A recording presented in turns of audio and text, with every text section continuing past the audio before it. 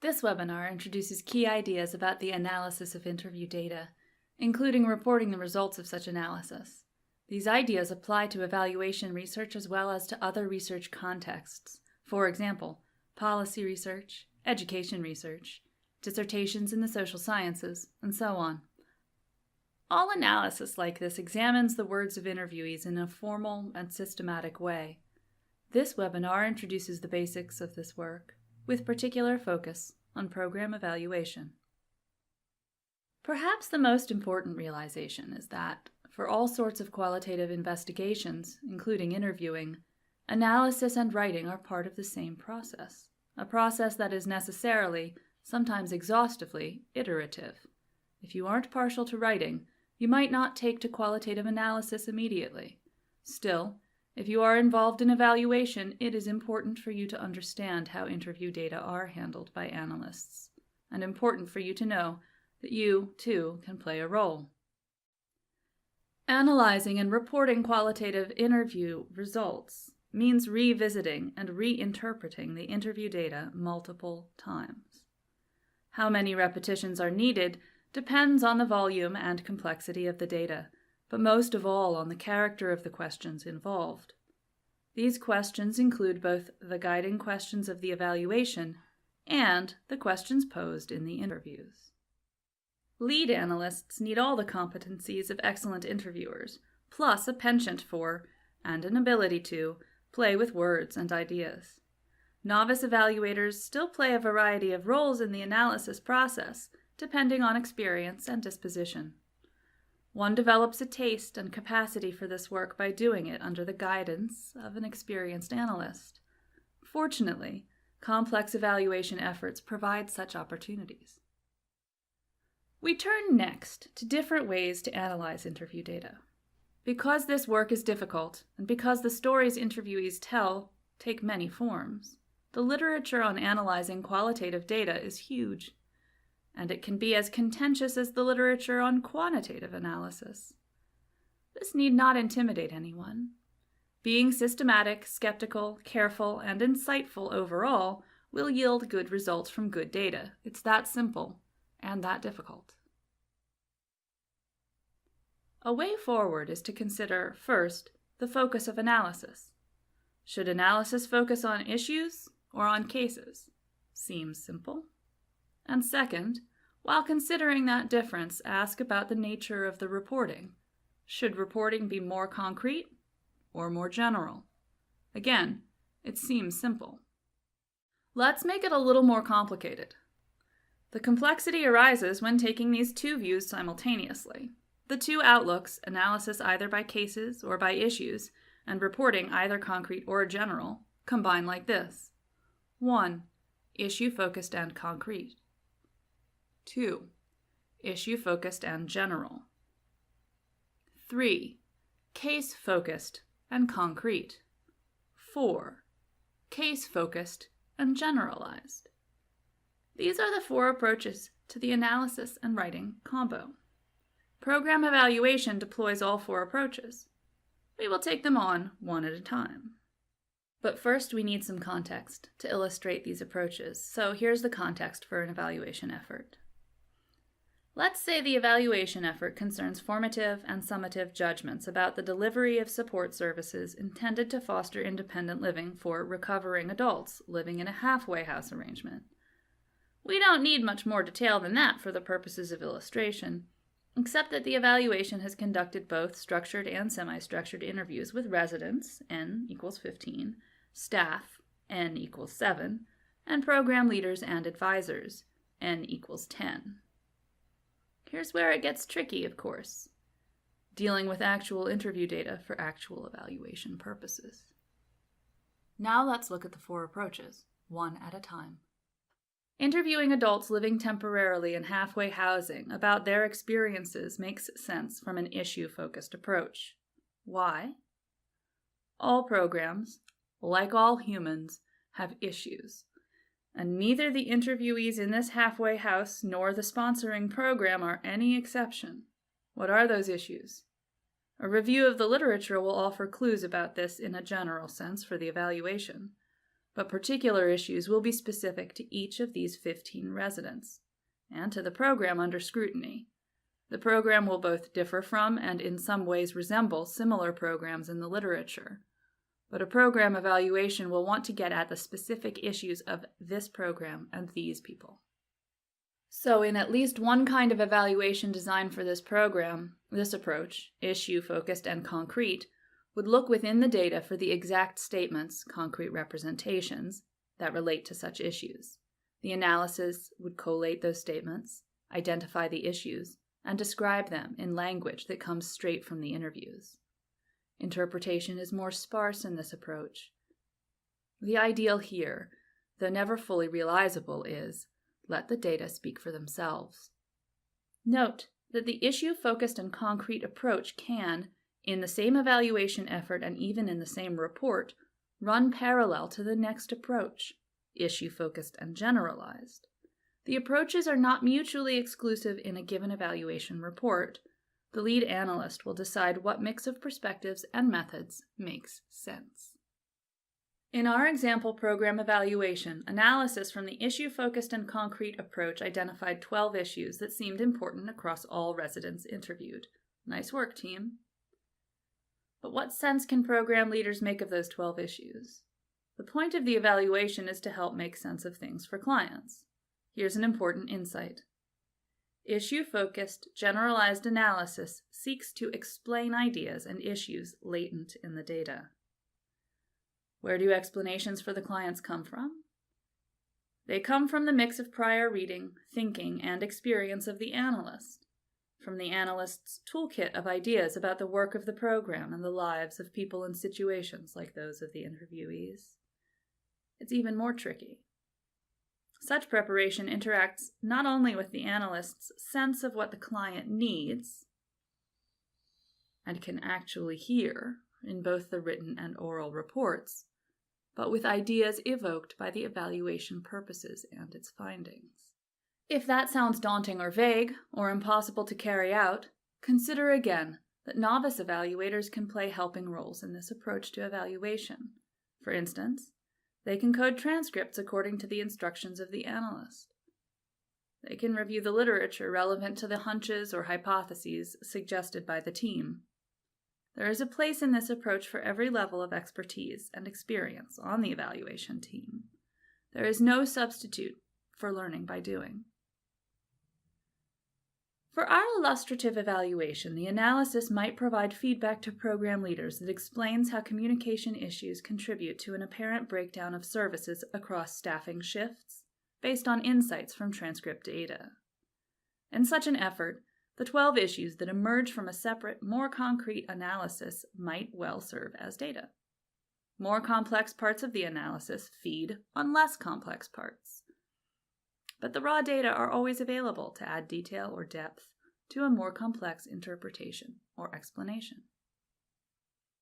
Case-focused, concrete analysis of interview responses considers individual entities, whether they are people, schools, or district central offices. It's simplest to think of cases as people. With evaluation, however, this representation is unlikely to be a portrait, but a representation offered through the lens of an evaluation interest. And that interest is very likely to be an issue, problem, or dilemma. For instance, in our ongoing example, the evaluation might want to characterize staff members' varied engagements with communication, or emphasize the resident's experience of job placement or counseling. And, in this approach, the report might present a synopsis of each staff member's or resident's views. Again, as with issue-focused and concrete analysis, interpretation is spare, more so than in the following type of analysis. Case-focused, generalized analysis seeks to categorize or type the cases. It generalizes cases instead of issues. What's the point of that? Consideration of types of cases tries to identify dynamics that exist among cases. In the halfway house example, this sort of analysis could address the tensions that exist between residents and staff, or between staff and leadership. Or it might distinguish patterns of behavior across different groups of residents, women versus men, recent arrivals versus longer-term residents, and so on. Clearly, this sort of analysis is not for beginners, but again, novices can carry out some tasks within a case-focused, generalized analysis. By this time, you see that analyzing interview data is both difficult and feasible. In complex evaluation efforts, teams divide the required work according to competence and experience, and they produce a report that represents the realities of the program in ways program leaders and stakeholders understand. This can help them make changes to improve the program. What does the actual work of analysis look like? Whether an analysis is issue-focused or case-focused, the basic step commonly used in analyzing qualitative interviews is coding. Coding is the basis for sorting and integrating interview responses. After reading interview responses 2 or 3 times to become familiar with all the transcripts, you will be ready to begin reading for words, phrases, sentences, or paragraphs that seem to refer to a common idea or concept that relates to the evaluation aims. There are basically 2 sorts of coding. Coding can proceed a priori, using a predetermined list of codes, or it can proceed more openly. A priori coding is efficient, but justified only if the lead evaluator knows or decides what the relevant codes are. Often, in evaluation work, it is possible to proceed this way. Relevant literature is usually a decent guide, as is prior experience with the program. Conducting analysis with a priori coding is often appropriate for relative novices. Open coding is more labor-intensive and requires more expertise. In this approach, the analyst creates codes as the coding proceeds. The coding may require many readings, and initial codes may, and often do, require collapse into broader codes. Some of the work of open coding might be done by novices, but under close supervision by a seasoned analyst. There are many possible ways to mark codes in interview transcripts. Highlighting is a popular option, especially for a priori coding with a short list of predetermined codes. One simply decides what color represents which code and marks the transcript accordingly. Even this work is daunting, and should be, for most novice analysts. For how can one know if one's judgments are right? You can't. Figuring it out as you code is necessary to the process. Try just to make sense as you code. With qualitative analysis, the old truism goes, the analyst is the measurement instrument. And keep in mind that your work will be reviewed. You'll get feedback on how you did. That's the core of learning, doing it and getting feedback. For open coding, qualitative data analysis software usually makes more sense. The use of such software, of course, requires established expertise or professional development. Training in open coding, apart from training in open coding software, is itself worthy of professional development for those who haven't yet done such coding. Either way, expert or trained novice, the lead evaluator may direct those doing the coding to read mostly for paragraphs, sentences, phrases, or even words, depending on the evaluation purpose. Open coding at the level of individual words is so labor-intensive that its use in evaluation is rare. In program evaluation, open coding of paragraphs and sentences would be more common, perhaps primarily due to budget restraints. Imagine you have completed coding using 7 a priori codes on paragraph-sized chunks of 15 transcripts. Not all transcripts will have required all codes, and across the set of transcripts, some codes will have been applied often and some infrequently, but seldom will a code from a well-designed list go unused.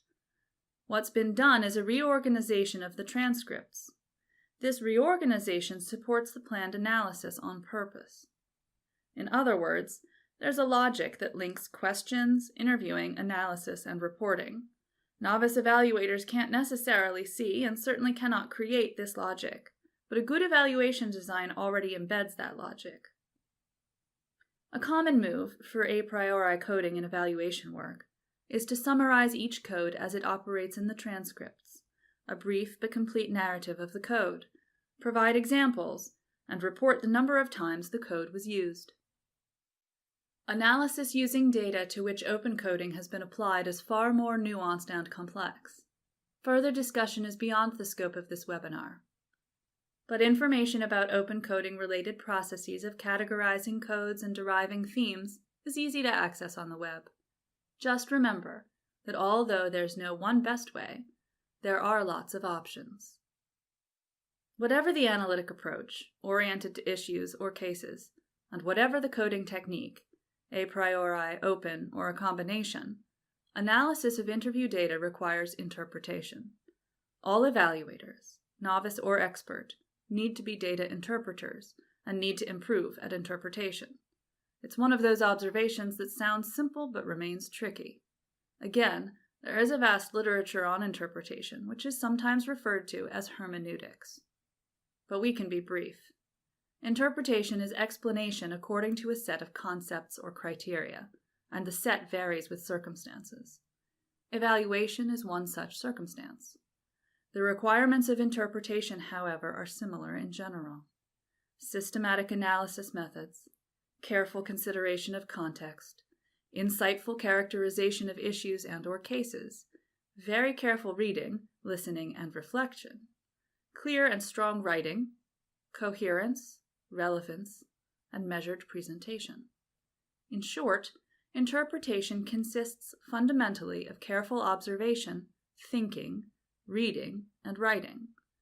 These qualities can be judged in the product, that is, the report. In analyzing and reporting on interviews, the evaluation team holds a kind of monopoly on interpretation. This reality makes sense. Evaluation renders judgments of worth. That rendering is in the hands and heads and mouths of evaluators, but often researchers send sections of report drafts to their interviewees for review. Evaluations can take that step as well, when appropriate. And reports always need revision. Interviewees' reviews can help, clearly. Team members may be asked to draft sections of an evaluation report. It's good to know something about the scope and structure of evaluation reports. Typically, evaluation reports follow the all-too-familiar research format: background, rationale, research questions, literature review, methods, data analysis, findings, and recommendations. Look at reputable research articles, and you'll probably see most or all of these sections. Evaluation reports often abbreviate this structure, especially if they are short or if they are developed for a wide audience. The literature review, for example, is often omitted in evaluation work even if a review is conducted, as is often necessary, off the record. If you are part of a team, you may get to help the team think about and decide on the exact structure of evaluation reports. If you draft a section of the report, think about organizing principles to say what's needed.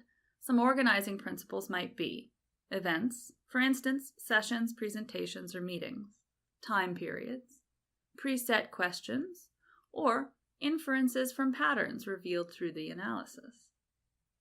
The evaluation leader or chief analyst should explain the expected organization and other features of any section you may be asked to draft. But it's good to have a sense of the options. You might be asked for your advice. Some evaluation reports, especially for events that are repeated many times, may be written by using a template. Writing of any complexity is a process of development. Don't worry about the quality of your first draft. No matter how rough, the first draft gets the process underway. The second draft is likely to be better, the third a little better, and so on. Experienced analysts write several drafts, reviewing findings, refining interpretations, and at last, shaping one story that does justice to the many stories told by the participants interviewed. Writing of this sort is almost always a collaborative effort. Evaluation often is amply funded work, and expectations for the quality of writing are high. Expect to get feedback and criticism on anything you write. And most critically, learn to welcome it. Get yourself in the mindset to benefit from the feedback. If you are a novice evaluator or novice writer, and the lead evaluator asks you to draft something, it means you've been judged up to producing a draft and receiving feedback. Embrace the opportunity. So that's it. Analyzing and explaining qualitative data is an art form, but it's one based on the scientific ethos of skepticism, and it aims to get at the reality of a social situation. It's a special sort of reality, often dubbed intersubjectivity. It's different from the reality that physics or chemistry examines. Instead, it's the reality that exists among people at a particular time and in a particular place. Qualitative analysts take on the gritty work of discovering that reality, as told in participants' own words, and then describing it, often in evaluation reports to clients. With time and tenacity, almost anyone can live long and prosper in this work.